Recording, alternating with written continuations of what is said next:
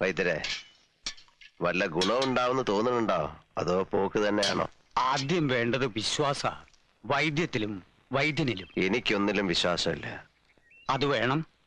മനസ്സും കൂടെ മരുന്നിന്റെ ഒപ്പം പ്രവർത്തിക്കണം. ആദ്യം ഈ നിരാശ അങ്ങോട്ട് മാറ്റുക. ഞാൻ എപ്പോഴും പറയാറില്ലേ, താൻ പ്രസംഗിക്കണ്ട. തനിക്ക് എല്ലാത്തിനും ഉണ്ടല്ലോ ഓരോ ന്യായീകരണങ്ങള്. അതെ, എന്നെ തിന്നാൻ വന്നോളൂ.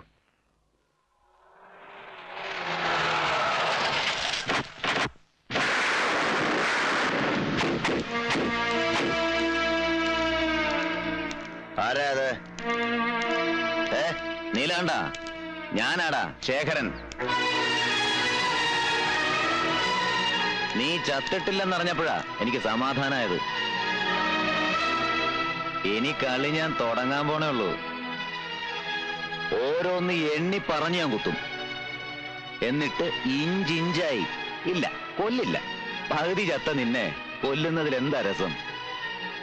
ചികിത്സ നടക്കട്ടെ, ഞാൻ കാത്തിരിക്കാം. 2 കാലയിൽ എഴുന്നേറ്റ് നടക്കാറാവുമ്പോ നിന്നെ ഞാൻ എന്റെ അടുക്ക വരുത്തും. നീ എന്താടോ ഒന്നും മിണ്ടാത്തത്? എന്താടോ കളവോ തന്റെ മുഖത്തൊരു കടുപ്പം? എന്നെ അങ്ങ് കടിച്ചു കയറി കളയുമെന്ന് തോന്നുന്നുണ്ടോ? കണ്ടാ നിർത്തടാ ചറ്റേ. ഓ, അപ്പൊ നിന്റെ നാക്ക് ഇറങ്ങിയിട്ടില്ലല്ലേ? ഇല്ലടാ നായിന്റെ മോനെ.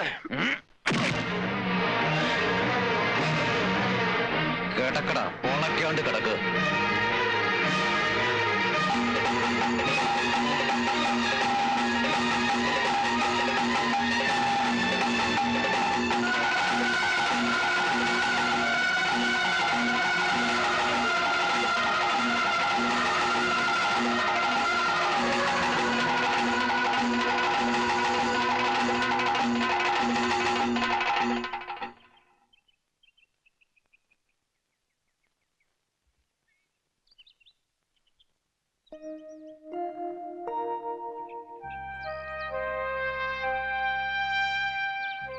ഓ, ഇയാളോ?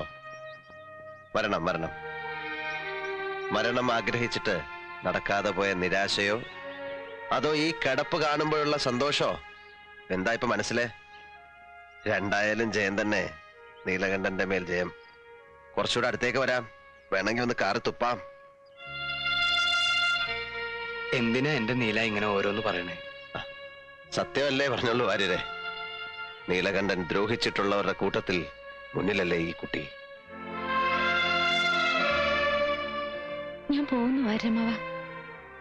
വന്നതിൽ സന്തോഷമുണ്ട് കേട്ടോ.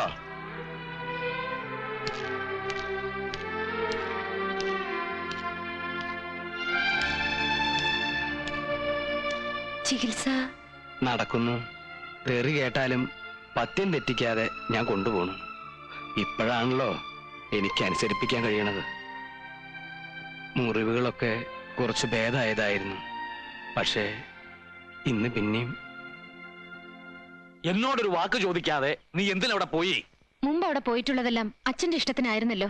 ഇപ്പോ എന്റെ ഇഷ്ടത്തിനും കൂടി പോണം തോന്നി. ഭാനോ, പ്രായം തികഞ്ഞ ഒരു പെണ്ണാണ് നീ. ആ ആഭാസൻ പ്രായം ചെന്ന 2 പെൺകുട്ടികളെയും കൊണ്ട് അച്ഛൻ ഈ പറയുന്ന ആഭാസന്റെ അവിടെ പാർക്കാൻ ചെന്നിരുന്നു. എന്നിട്ടൊന്നും സംഭവിച്ചില്ലെങ്കിൽ ഇപ്പൊ തീരെ ഭയക്കണ്ട. എഴുന്നേറ്റ് നിൽക്കാൻ പോലും ആവതില്ലാത്തൊരു മനുഷ്യനാണ് അയാൾ ഇന്ന്. തർക്കുത്തരം വേണ്ട.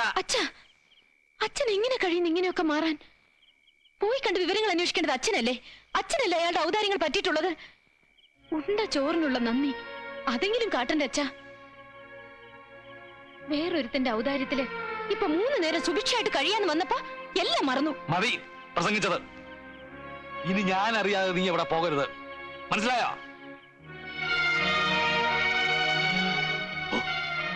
ആ അച്യുതൻ എങ്ങാനിത് അറിഞ്ഞാൽ പിന്നെ എങ്ങനെ ഞാൻ അവന്റെ മുഖത്ത് നോക്കും? ഇനി പോണെന്ന് കരുതിയതല്ല, പക്ഷേ അച്ഛൻ വാശിയിലാണെങ്കിൽ ഞാൻ പോവും. അതിന്റെ പേരിൽ ആരുടെങ്കിലും മുഖത്ത് നോക്കാൻ അച്ഛന് വിഷമം ഉണ്ടെങ്കിൽ വിഷമിപ്പിക്കാൻ വേണ്ടി തന്നെ മനഃപൂർവ്വം ഞാൻ പോവും. താനോ?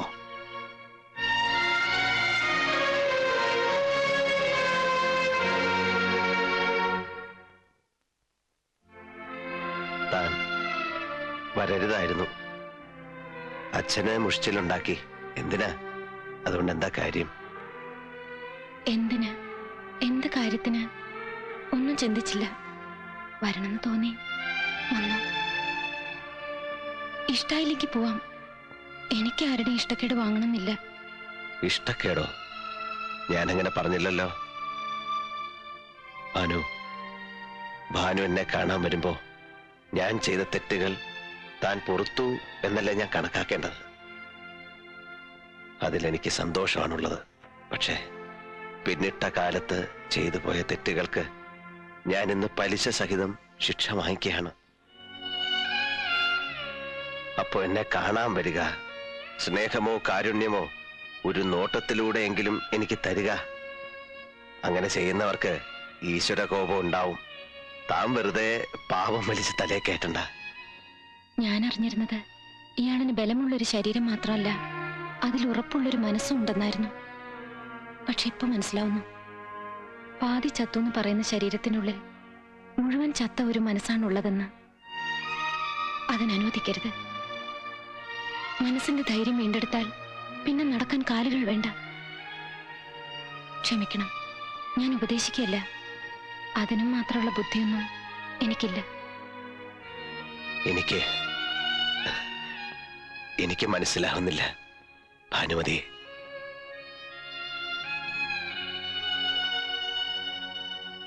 എനിക്ക് തിരിച്ചും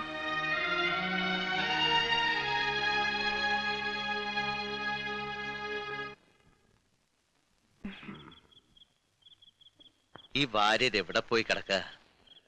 ഭാനുവിന് ഇന്ന് ശരിക്കും വഴക്ക് കേൾക്കും. ഏയ്,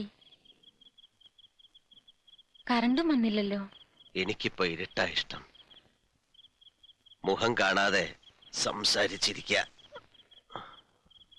അതാ നല്ലതെന്ന് തോന്നാ. ഭാര്യരായിരിക്കും. ഭാര്യമാനല്ല. പിന്നെ ആരാ അവിടെ? ആ വന്നു അല്ലേ ദമ്മാടി? ഇങ്ങോട്ട് കയറി വരിക. തന്നെ ഒന്ന് കാണട്ടെ. ഇവിടുത്തെ വിശേഷങ്ങളൊക്കെ അറിഞ്ഞില്ലേ? വയ്യ, അങ്ങോട്ട് വന്ന ആ കിടപ്പ് കാണാൻ എനിക്ക് വയ്യ. മനസ്സിൽ ദൈവങ്ങൾക്കൊപ്പം കൊണ്ടു നടക്കുന്ന ചിത്രമുണ്ട്. അത് അങ്ങനെ നിന്നോട്ടെ. കിടന്നു പോയി എന്ന് ഞാൻ വിശ്വസിക്കില്ലടോ. പെരിങ്ങോടാ, തനിക്ക് തരാൻ, തന്നോട് പറയാൻ എന്തേൽ ഒന്നുമില്ലടോ നീലകണ്ഠ. നാവാമുകുന്ദന് കൊടുത്തതിന്റെ ബാക്കി ഇത്തിരി നിവേദ്യമുണ്ട്. അതിന്നാ സ്വീകരിക്കുക.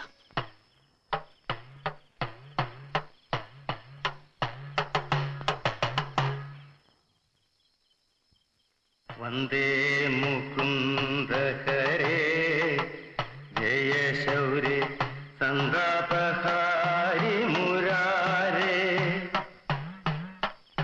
ദ്വാപര ചന്ദ്രിക ചർച്ചിതമാം നിന്റെ ദ്വാരകാപുരിയെവിടെ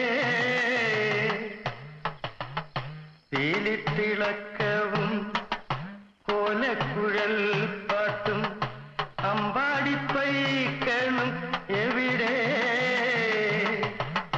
ക്രൂരനിഷാദ ശരം കൊണ്ടു നീറുമി നെഞ്ചിലെന്നാത്മപ്രണാമം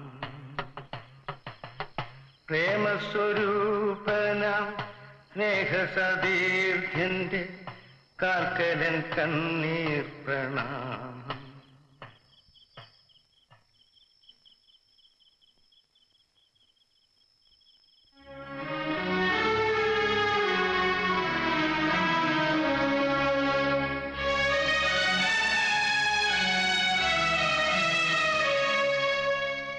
പോയി അല്ലേ? ഹൃദയം നിറയെ സ്നേഹം മാത്രം കൊണ്ട് നടക്കുന്ന താൻ തോന്നി.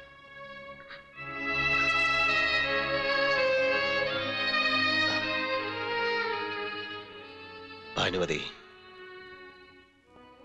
ഞാൻ മരണത്തെക്കുറിച്ച് ചിന്തിച്ചു തുടങ്ങിയിരിക്കുന്നു. ഒച്ചയും അനക്കവും ഇല്ലാതെ നടന്നെത്തി എന്നെ കൊണ്ടുപോകാൻ മരണമെത്തുന്നത് ഞാൻ സ്വപ്നം കാണാറുണ്ട്.